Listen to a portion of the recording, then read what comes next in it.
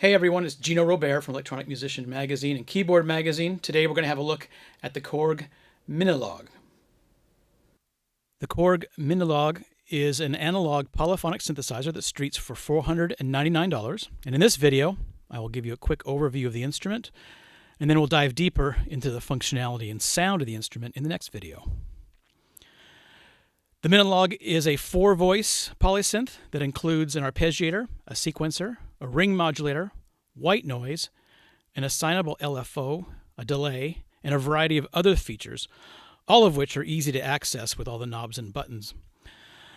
The majority of parameters can be accessed from the front panel, and deeper functions are only one level deep, so you won't have to do too much menu diving to program this instrument.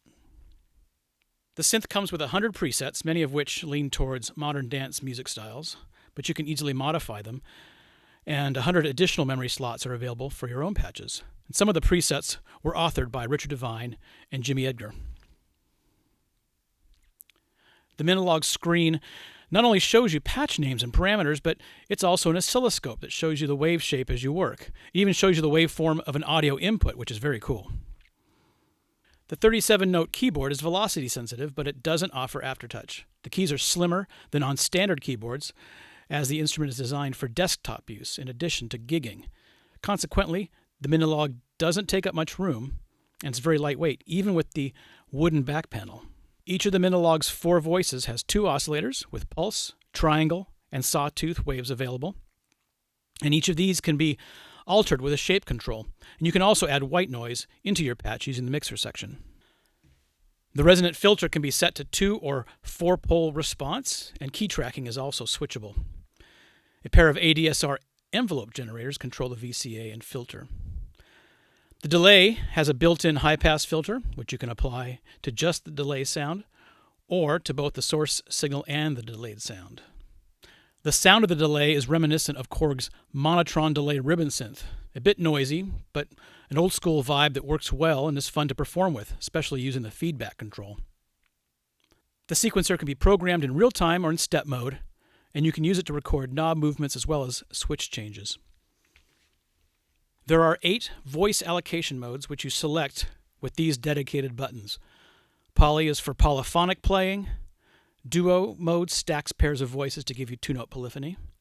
Unison creates a monosynth by stacking all 4 voices in unison.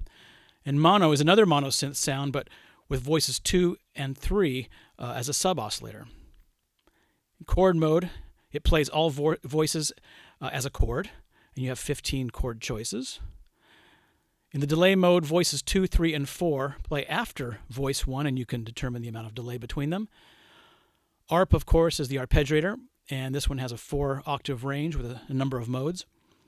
And the sidechain mode lowers the volume of the previous played voice when a new voice is played.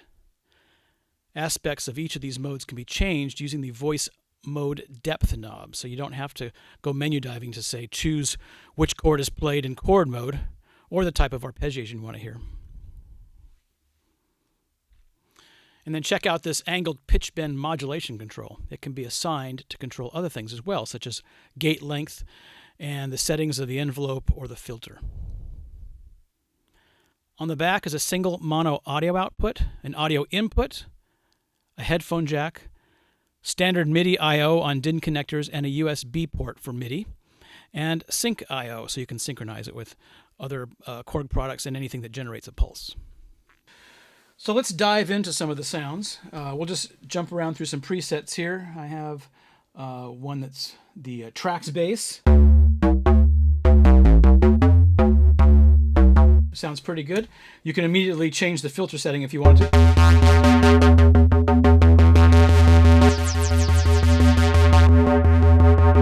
And notice that when I turn these knobs, it jumped to the new parameter. You can switch it so it actually waits for you to cross the line of where that is, so it doesn't jump immediately, or you can have it jump. I found that jumping is actually handy when programming, but in performing, of course, you want a smoother transition, so you can actually change that. That's a global setting.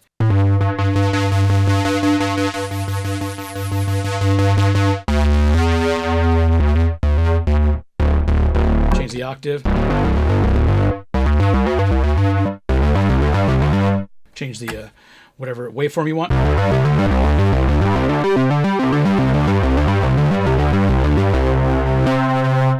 So you can see right away everything's right up front where you want it. And if I wanted to change that into a polyphonic mode, it's going to change the behavior of the patch, but you might get some interesting sounds. You can change the octave real easily.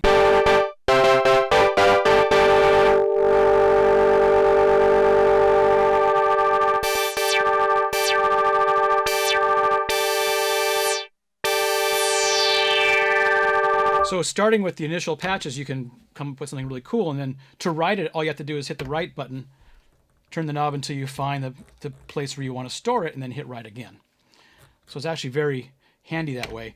And I found that most of my new patches have started out with modifying old patches. You have 100 different places to set your new patches. They're all in an init sound. Here's an init sound.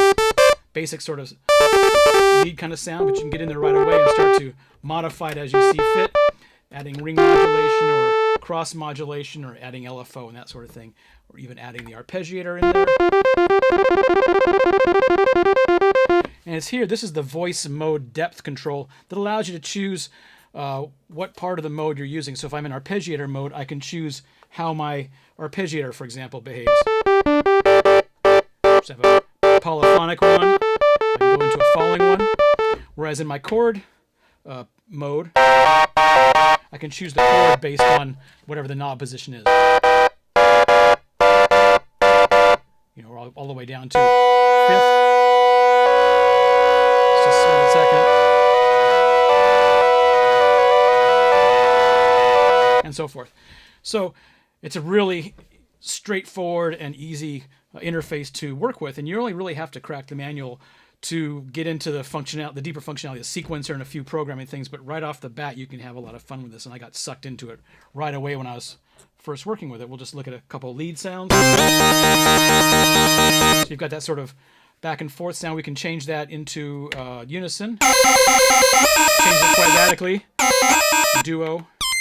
So you can see each of your patches ostensibly has 8 different patches, depending on which one of these buttons you push, and you can instantly modify it and find something different. The filter has a really nice resonance both in the 4-pole and the 2-pole setting, and you can modify the cutoff and resonance, that sort of thing. You can lock it to this, so you can change it with the slider here, or you can lock it to the LFO rate, and you can actually assign this to most of these knobs here. It's really very handy. For more information about the Korg Minilogue and the review, check keyboardmag.com and emusician.com. We'll have reviews and more videos coming up shortly. I'm Gino Robert. Thank you for watching.